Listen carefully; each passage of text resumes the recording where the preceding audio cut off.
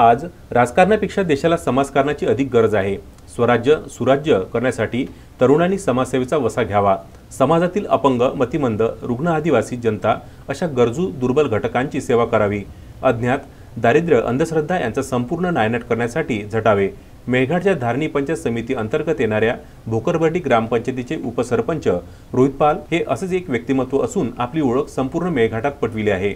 रोहित पाल यांच्या गेल्या काही वर्षांच्या सामाजिक क्षेत्रात केलेल्या विशेष कामगिरीला अनुसरूनच त्यांना कृषी भवन नवी दिल्ली येथे केंद्रीय पंचायत राज्यमंत्री कपिल पाटील यांच्या हस्ते राष्ट्रीय सन्मान रत्न 2023 ने सन्मानित करण्यात आले। या सन्मान प्राप्तीनंतर रोहित पाल यांचे सर्व स्तरावरून अभिनंदन केले जात आहे। सनद असो की रोहित पाल हे मेळघाटातील एक सुशिक्षित युवा सरपंच म्हणून त्यांनी आपली एक वेगळी ओळख प्रस्थापित केली आहे। आपल्या भोकरबर्डी गावाचा सर्वांगीण विकास साधण्याच्या प्रमुख उद्दिष्टाने रोहित पाल यांनी आपल्या ग्रामपंचायतीमध्ये नाविन्य तसेच अभिनव उपक्रम राबवून गावाला आदर्श गाव बनविण्यात मोलाचे योगदान दिले आहे। इतकेच नव्हे तर मेळघाट क्षेत्रामध्ये गेल्या बऱ्याच वर्षांपासून रोहित पाल हे सामाजिक क्षेत्रात काम करून मेळघाटवासियांचे सहकार्य करीत आहे। या सर्व कार्याची पावती म्हणून रोहित पाल यांना राष्ट्रीय सन्मानाने पुरस्कारित करण्यात आले आहे हे विशेष। तस्मीन शेख, सुलेमान मेमन, शकील अहमद सह जुगल किशोर जयस्वाल, विदर्भ न्यूज, धारणी।